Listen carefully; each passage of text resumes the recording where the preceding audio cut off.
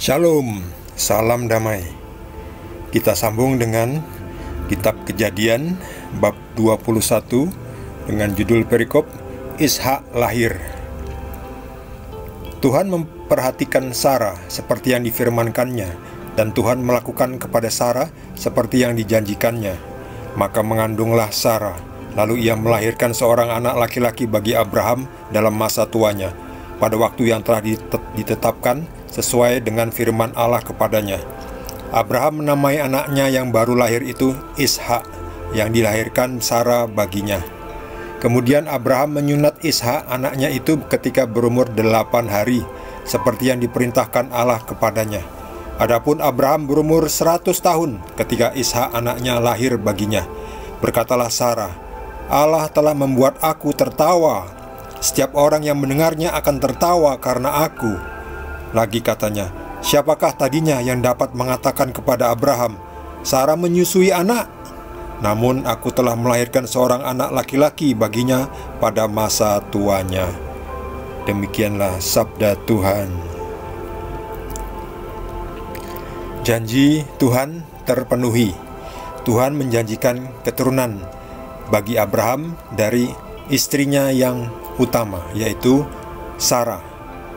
Di usianya yang ke-99, Abraham waktu itu, si Sarah istrinya 90-an sudah mengandung. Lalu lahirlah Ishak di usia Abraham 100 tahun. Ishak lahir bagi Abraham.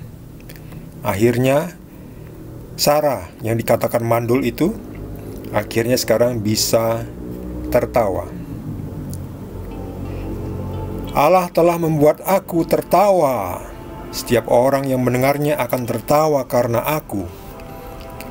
Sebelumnya, selama 90-an tahun, Sarah selalu diolok-olok, dihina-dina, diremehkan. Siapakah tadinya yang dapat mengatakan kepada Abraham, Sarah menyusui anak? Ini kan seperti menghina, merendahkan. Tapi akhirnya aku telah melahirkan seorang anak laki-laki bagi Abraham pada masa tuanya.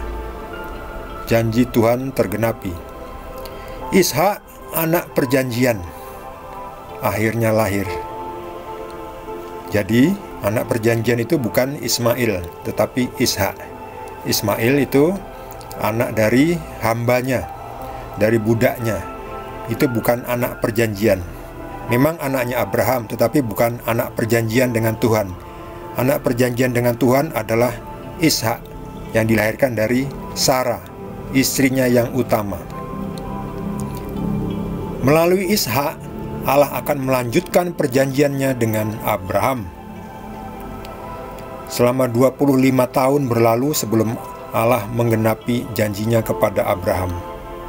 Jadi selama 25 tahun itu, 25 tahun yang lalu, Tuhan itu menjanjikan kepada Abraham keturunan, tetapi baru digenapi setelah 25 tahun. Jadi selama 25 tahun itu Abraham harus menunggu dengan sabar.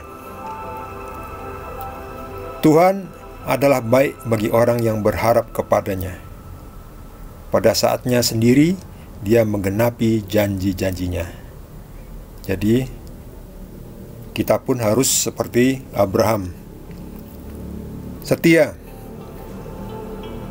Meskipun Sarah sendiri waktu itu menawarkan Hagar supaya segera cepat punya anak, tetapi gara-gara ketergesaan dari Sarah memberikan budaknya, hambanya kepada Abraham, akhirnya menimbulkan keributan, percekcokan, perselisihan, pertengkaran antara anak yang utama dan anak yang lainnya, anak dari hambanya. Jadi nanti sampai sekarang ini juga pertentangan, peperangan antara keturunannya Ishak dan keturunannya Ismail. Tetapi anak perjanjian hanyalah dari keturunannya Ishak, yaitu Ishak nanti akan memperanakkan Yakub. Yakub itu disebut Israel sampai sekarang ini. Bagi saudara yang mendapatkan tambahan pencerahan dari Tuhan Yesus, boleh juga berbagi dengan kita semua. Bagi yang belum subscribe, jangan lupa di subscribe dan juga di like. Kita akan lanjutkan dengan perikop berikutnya dari Kitab Kejadian. Terima kasih. Tuhan Yesus berkati kita semua.